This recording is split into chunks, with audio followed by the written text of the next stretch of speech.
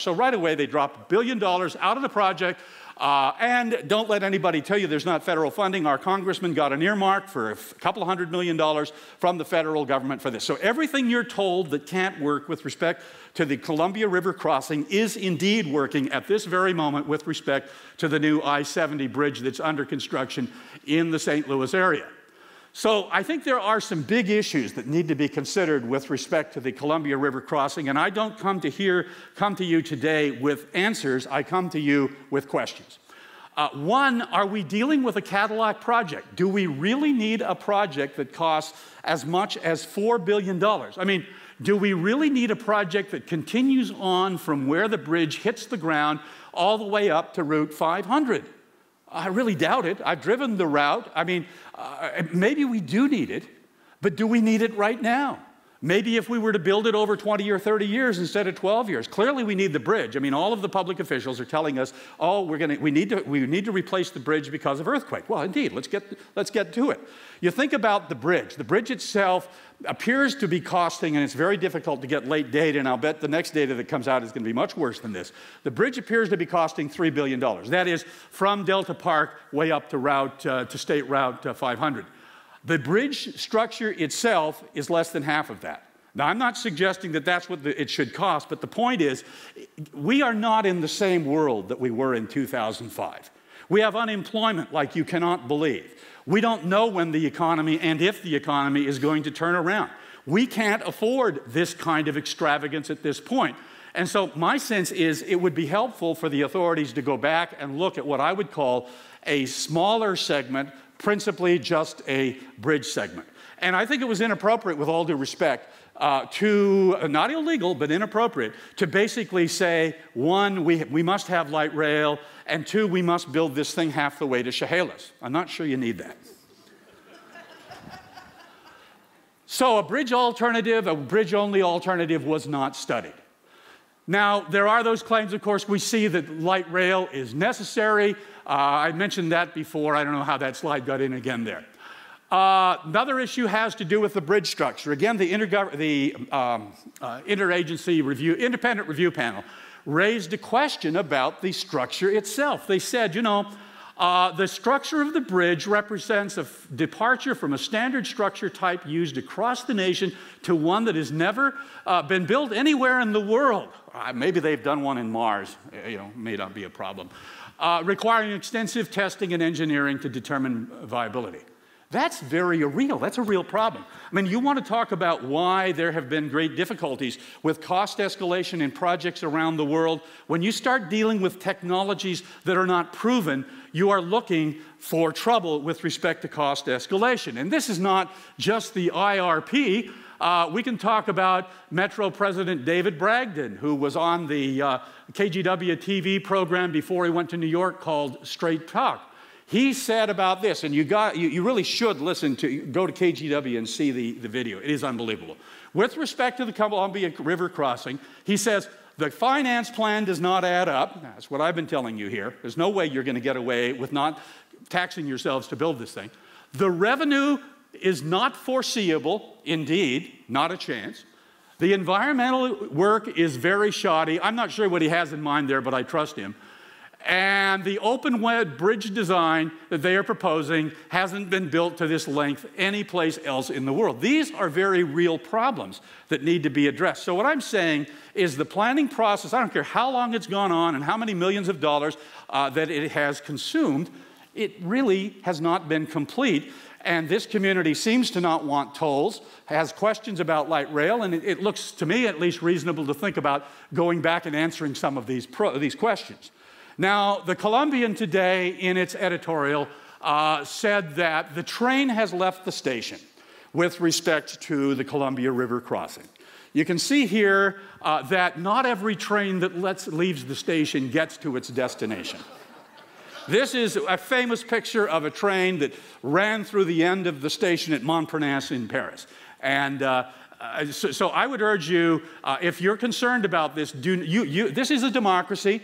This is a place in the world where you can say what you want and you can organize yourself to do whatever you want, for or against tolls, for or against light rail. I would urge you to have the courage of your convictions and try to do whatever is necessary to bring what you would like about through your elected representatives. Now, just a few quick final thoughts on greenhouse gas emissions, because there is a great concern about this.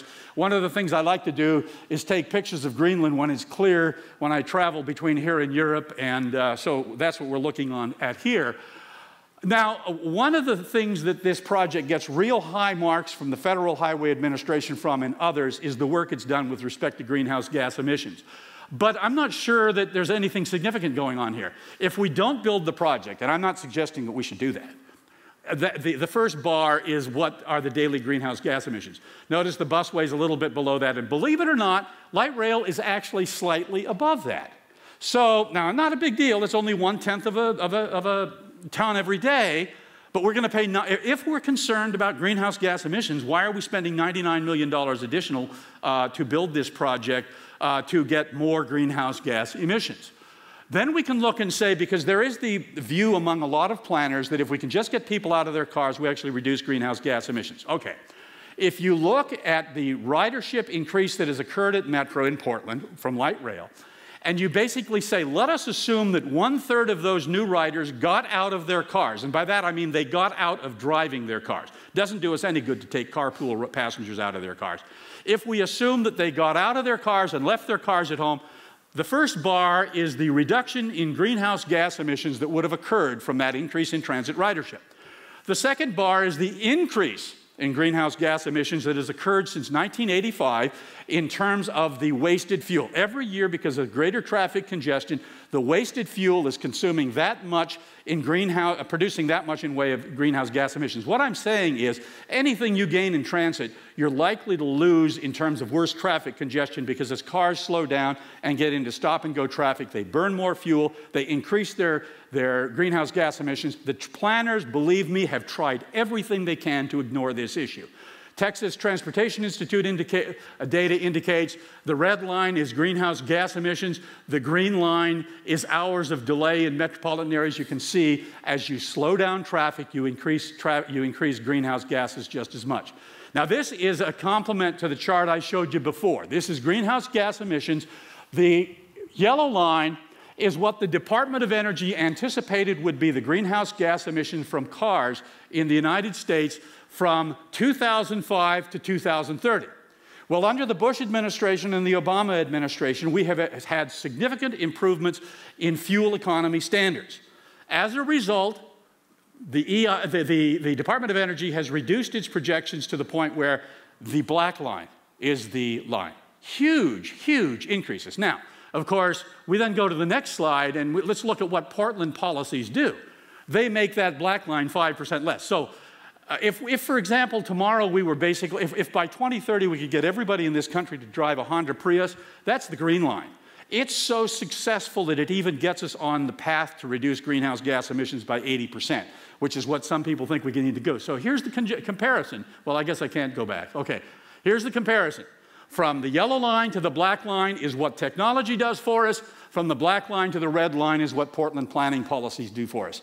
That is, with all due respect, ideology. It has nothing to do with a practical analysis. And now this, by the way, is a 12-lane freeway in Paris. A lot of you probably, when you went to Paris, were not aware of this 12-lane freeway on the south side of the situation. The European Parliament has passed a requirement on fuel efficiency that will require cars to get 65 miles per gallon, not 50 like the Honda or like the Toyota Prius gets. And that little car up there is a 2-seater Volkswagen that gets 235 miles per gallon. It is ready to go to market at this point, but nobody wants to buy it. So the point is, in the long run, with respect to greenhouse gas emissions, the only way to do it is technological advancement. And the reason I say that, can you imagine how long the government of China would be in power if it were to tell its people they couldn't have cars? You know, you want to talk about a real revolution, it would occur. So the fact is, people are not going to put up with social engineering to change how they live. And so that just gets us back to really the importance of economic growth. And one of the things that I do in traveling around the world, I love to go and take pictures of poverty. Not that I like poverty, but I think it's important for Americans to see the poverty. This is the kind of shanty towns that you see in places like Jakarta and Manila and so on, that come from basically a situation where the society does not create enough wealth.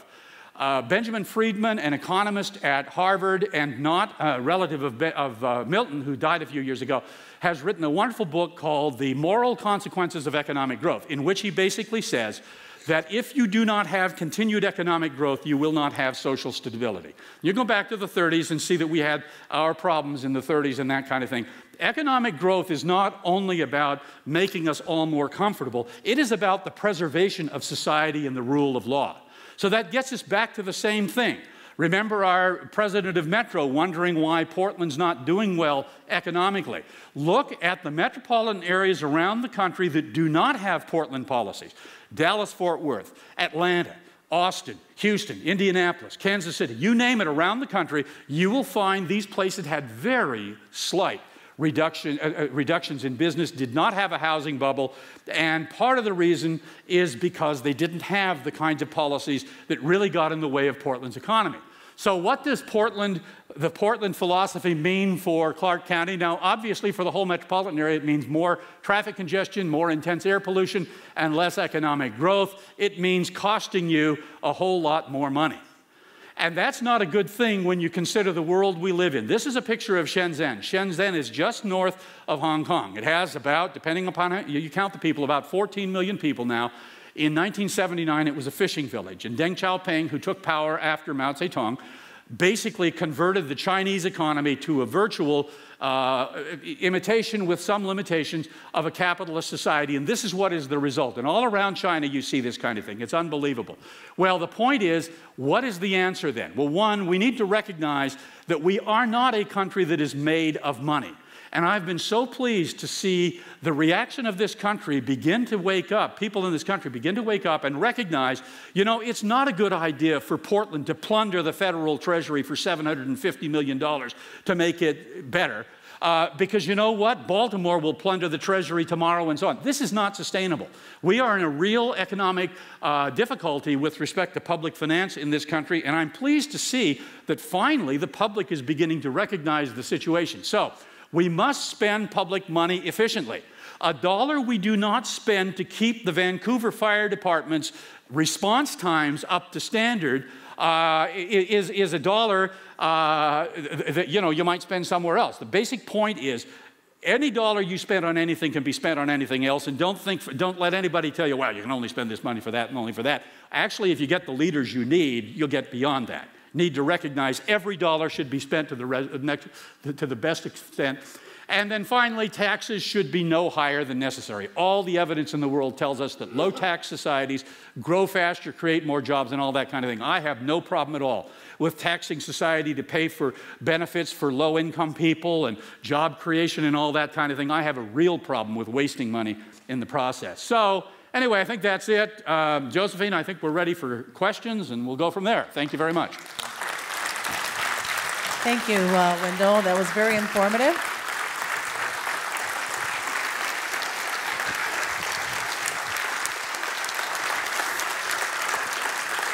And we want to thank you for coming all the way out here to share this knowledge with us. We really appreciate you taking this time. We know you're very busy. Now, you were all handed cards. We're going to have somebody coming by the aisles. If you have any questions, just go ahead and give it to the basket, and we can ask him some questions. I have a couple here, and I hope I can read. You're going to loan me your glasses?